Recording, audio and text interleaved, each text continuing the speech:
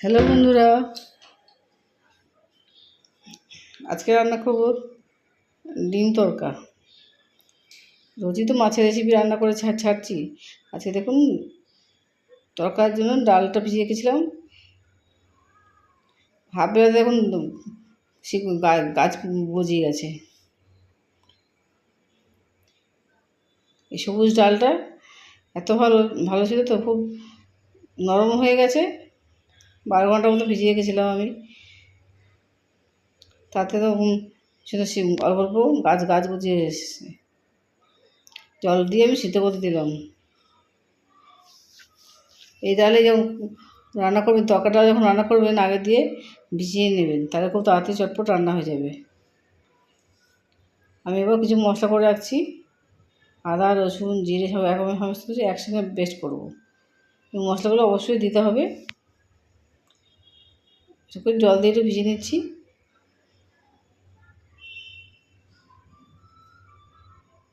এর মধ্যে একটু লঙ্কা গুঁড়ো দিয়ে দিলাম। সব একসঙ্গে আমি পেস্টটা তৈরি করবো।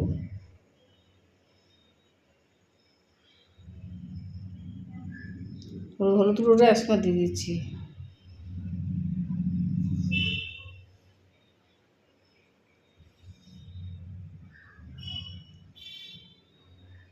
এদিকে আমি কড়াইতে চাপিয়ে দিলাম, তেলটা দিয়ে দিলাম।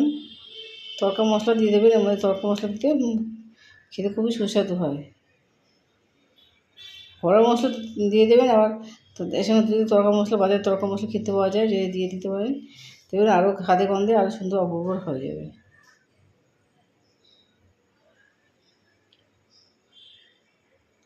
এবার মিক্সির বাটির মধ্যে আমি সমস্তটা একসঙ্গে পেস্ট করে নেব।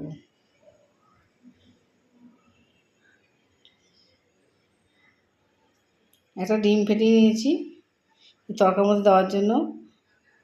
এই জন্য কড়ার মধ্যে আমি তেলটা দিলাম, যে ডিমটা দিয়ে তৈরি করে নেব।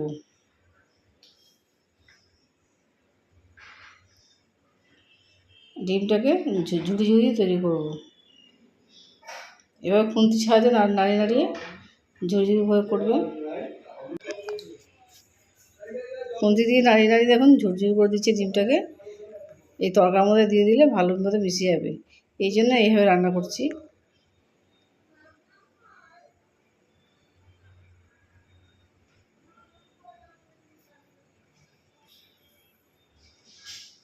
এবার সাইড করে দেবো। তেলটা অনেক, যেহেতু বেশি করে তেল দিয়েছিলাম, ডিমে অল্প তেল দিলে হয়ে যায়, কিন্তু এর মধ্যে আমি বেশি দিয়েছিলাম যাতে ভালো ফুলে ওঠে।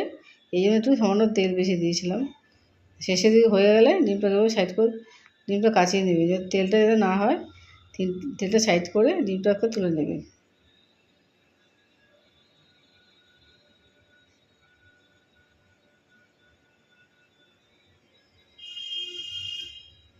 এভাবে সমস্ত ডিমটাই আমি তুলে নিচ্ছি। এর মধ্যে এবার জিরা ফোড়ন দেবো। জিরা, তেজপাতা, লঙ্কা আপনি ফোড়ন দিয়ে দেবেন।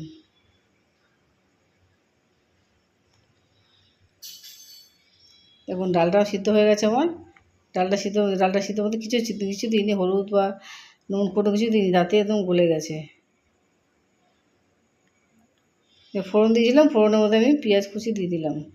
আমি পেস্ট করার সময় কিন্তু পেঁয়াজ দিয়ে পেস্ট করিনি।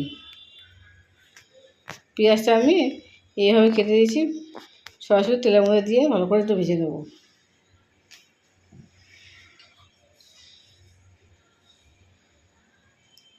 ভালোভাবে গ্যাসের সময় কমিয়ে দিয়ে ভালোভাবে ভাজবেন। মশলাটা আমার রেডি হয়ে গেছে।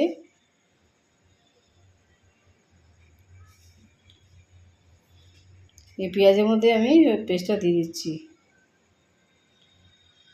জিরা, আদা, রসুন সমস্ত কিছু মশলাটা আমি দিয়ে দিচ্ছি। দিয়ে ভালো করে নাড়াতে হবে। আদা, রসুন, হলুদ, লঙ্কা সব আগে দিয়ে রেখেছিলাম। সমস্ত কিছু একসঙ্গে দিয়ে ভালো মতো করে কষাতে হবে। নাড়াতে যাতে ঝোলটা শুকিয়ে যায়, মাখা হয়ে যায়, মশলার কাঁচা গন্ধটা যতক্ষণ দূর হয় ততক্ষণই কষতে থাকবে।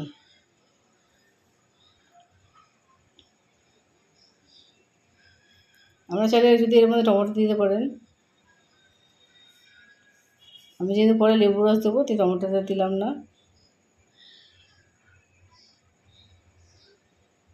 পরিমাণ মতো নুনটা দিয়ে দিচ্ছি। আবার যে যেমন নুন খান সেই আন্দাজে নুনটা দিয়ে দেবেন।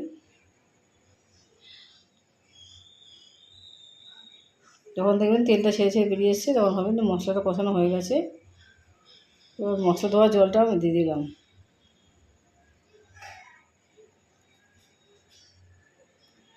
অল্প অল্প করে ফুটে উঠেছে। এবার সিদ্ধ করা দরকার ডালটা আমি দিয়ে দিচ্ছি।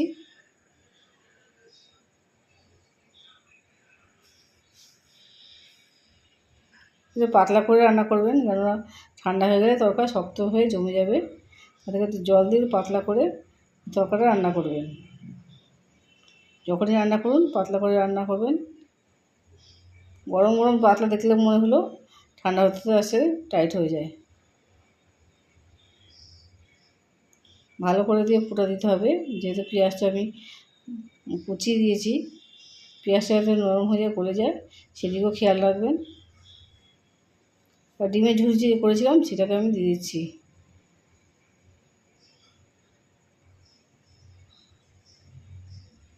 লাইক এবং সাবস্ক্রাইব করতে ভুলবেন না। কমেন্টে আমাকে জানাতে পারেন এরকম তরকা আপনার বাড়িতে কে কে করে থাকেন। শেষের দিকে কাঁচা লঙ্কা কুচি দিয়ে দিচ্ছি আমি, ও লেবু রস আমি চিপে দিয়ে দেবো। এতে খেতে স্বাদটা বেড়ে যাবে। শেষের দিকে লেবু রসটা শেষের দিকে দেবেন। কাঁচা লঙ্কা কুচিটা মুখে পড়লে তখন দেখবেন ভালো লাগে খেতে। রুটি দিয়ে, নান দিয়ে, যে কোনো রুটি ফুটি শুকনো দেওয়া, শুকনো শুধু স্ন্যাক্স হিসেবেও খেতে পারবেন। একদম শেষে রেডি হয়ে গেলে আমি একটু বাটার দিয়ে দেবো। শেষে বাটারটা দিতে ভুলবেন না। বাটার না দিলে যদি ঘি দিতে পারেন সেটাও দেওয়া যাবে।